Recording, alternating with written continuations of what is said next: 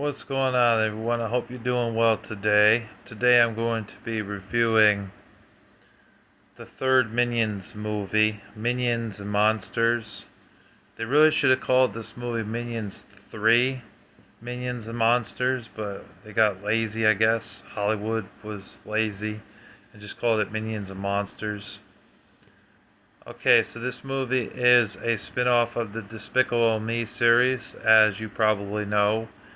It's a pretty good movie, I'd say. I wasn't blown away by it because I'm not a kid anymore. I did want to see the Star Wars movie, The Mandalorian and Grogu, or Goo Goo, whatever it's called, but they didn't have any more showings for it.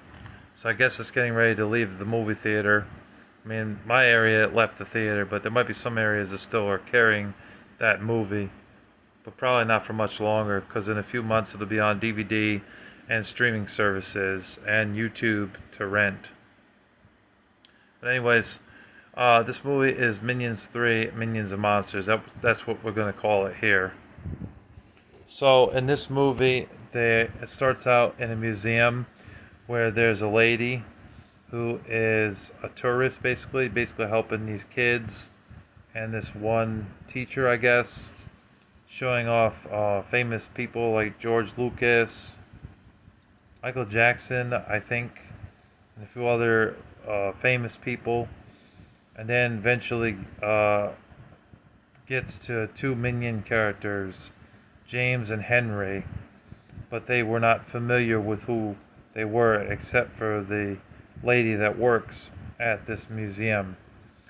So she had everybody sit down, and then she told them a long story about how they came to be movie directors, you know, making movies and stuff. And the minions, they're mischievous, and they work for these various different villains, but they are a bit clumsy at times, and they tend to get the big giant beast that they have as their boss hurt, you know. So that's why they end up losing their jobs and getting fired, because they're clumsy, you know. All the minion characters are likable except for one minion character called Dick, which is slang for Richard, but makes sense why they call him Dick, because he's rude to some of the people. You know, he fights back with people who give him shit, you know. The rest of the minions are pretty wholesome and easy to get along with, easy to work with, and whatnot. And overall, they're a lot of fun. It was a decent film. There's a few laughs in this movie, but it isn't overly funny for animated comedy. I laughed a few times. Um, and the last and final boss that they work for is a robot, which the robot does eventually get himself a girlfriend in the film. The robot wanted world domination, and the minions were all about that, to work with them. There's even a few giant monsters, especially an orange monster with multiple eyeballs, that they end up having to fight because the monster causes mass destruction in the cities, and the generals are scared off, so the minions had to fight the giant monster. And the robot, he comes in to fight the monster as well and save the day. There's other scenes in the movie where there was a shark that bit half of their ship up and things like that, and they had like half a ship and they were barely staying afloat. I'm surprised none of the minions died there, you know, but they paddled themselves away and got to where they needed to be. Trying to think of some other scenes I remember. There was a lot of narration from the lady in the movie.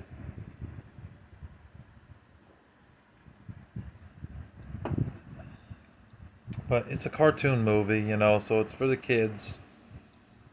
But I think some adults will enjoy it too, because they kept the obscenities extremely low, and there's no nudity or sexual content in this movie whatsoever.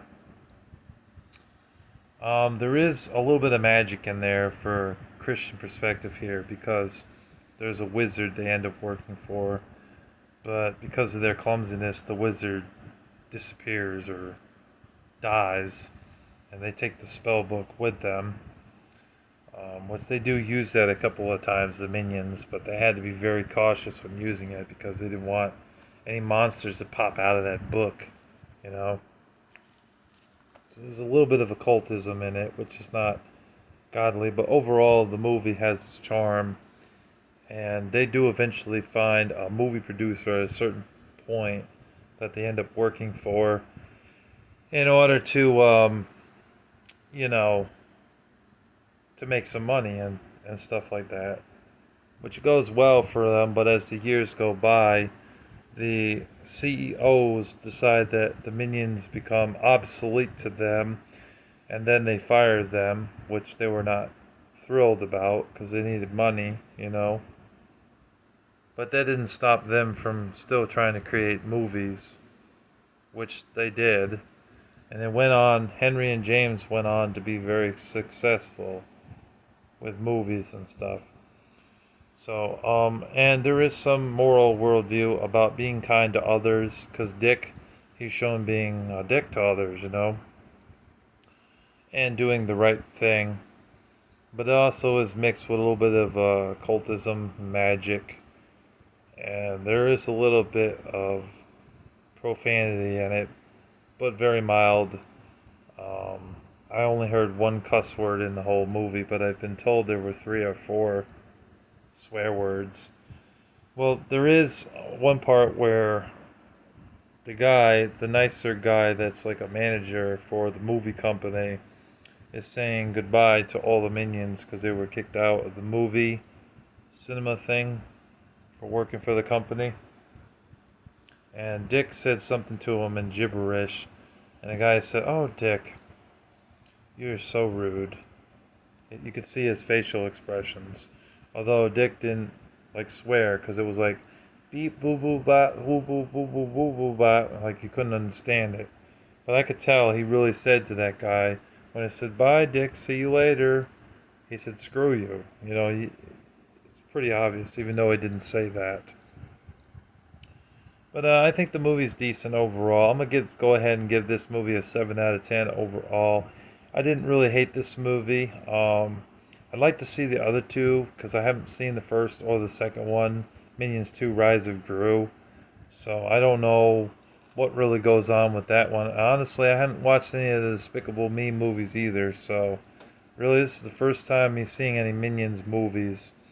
I just went to this one because Star Wars wasn't available, and there was nothing really else to watch that was okay. I mean, Jackass 5 is just too out there, and so is Obsession and Scary Movie 6. So I wanted to see something that was more family friendly and something that was okay for a Christian, you know.